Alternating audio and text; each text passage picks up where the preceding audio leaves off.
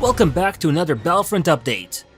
It's no secret that the Battle of Geonosis update has seen a major revival in Battlefront 2, both with new players picking up the game for the very first time, and plenty of old players returning after getting fed up with the clear drought of real content experienced this year. Grievous brought a lot of attention to Battlefront in November, but that was merely the icing on the cake, as nothing could match up to the hype and excitement that Kenobi truly brought to the game this week alone. And there should be no surprise there. Kenobi is a fun hero to play as, and the map of Geonosis is absolutely stunning.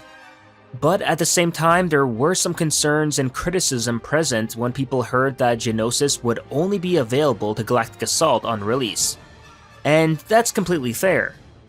To lock out such a gorgeous map to only one mode isn't right, and fortunately DICE know this, as the game files along with an official response from DICE have confirmed that Geonosis will also be coming to both Blast and the Heroes vs Villains mode.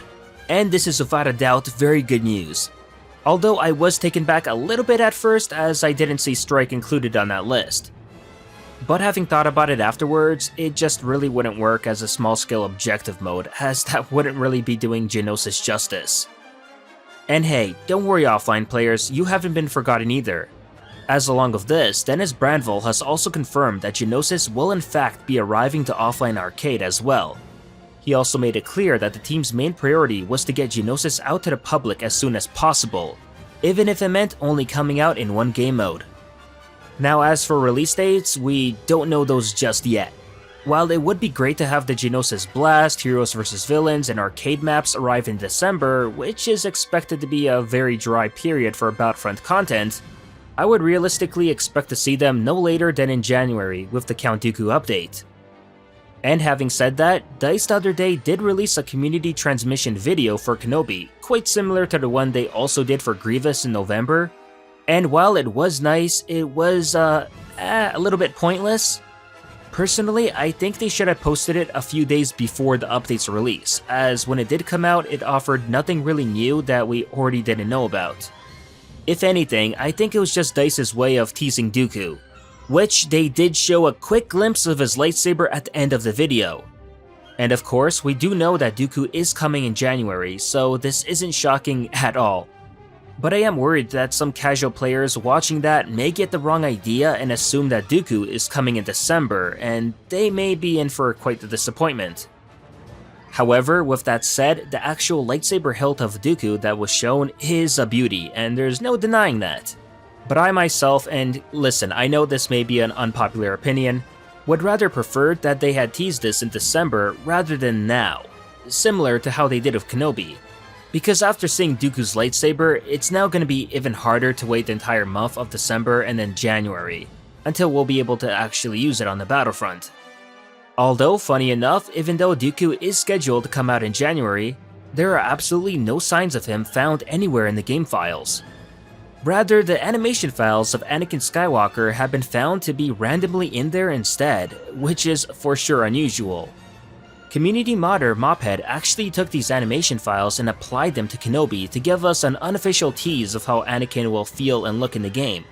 And judging from the footage, it's very clear that DICE took a lot of inspiration from Anakin's walking and attack animations from the original Battlefront 2, which is a nice touch, I like it a lot.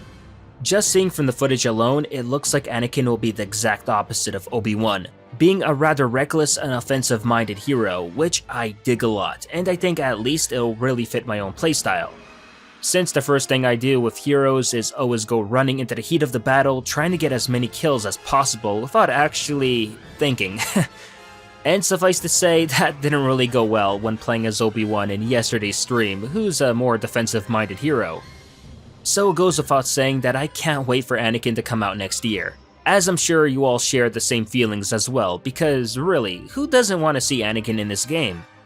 Finally, we also got a response from DICE concerning Grievous's caped appearance, as this was something that I'm sure I wasn't the only one that originally speculated that Grievous with his cape would be his second or at least third appearance coming to the game. Of course now, we know it's obviously not, and while I do love the Grievous shattered appearance a lot, I still think we could have done without the first battle damaged appearance and had a caped one instead. And I'm sure there are people out there just like me wondering why we never got one. And we got an answer. As Dennis Brandval did chime in on this very subject on Twitter and told a fan that the reason they didn't give Grievous an appearance of his cape is due to there apparently being no way of making it work with how he fights. So in the end, it was something DICE concluded to be technically impossible to do. Which is a real shame, especially considering how iconic his caped look is. Not to mention his very debut appearance in the original Clone Wars animated series was him fighting with his cape, which it seems that a lot of people seem to be forgetting about. But alas, I think at this point, if anything, we may see PC modders try to accomplish this sometime in the future. So from that perspective, we may still get a caped Grievous in Battlefront 2, even if it may have to be unofficial. But that'll do it for this Battlefront update. As always, if you enjoyed this video, please like it, share it, and subscribe to the channel to not only support it, but keep up with Star Wars news, gaming, and canon lore released every week. And consider following me on Twitter and Facebook to never miss out on the latest Star Wars related content. Thanks for watching, and may the Force be with you.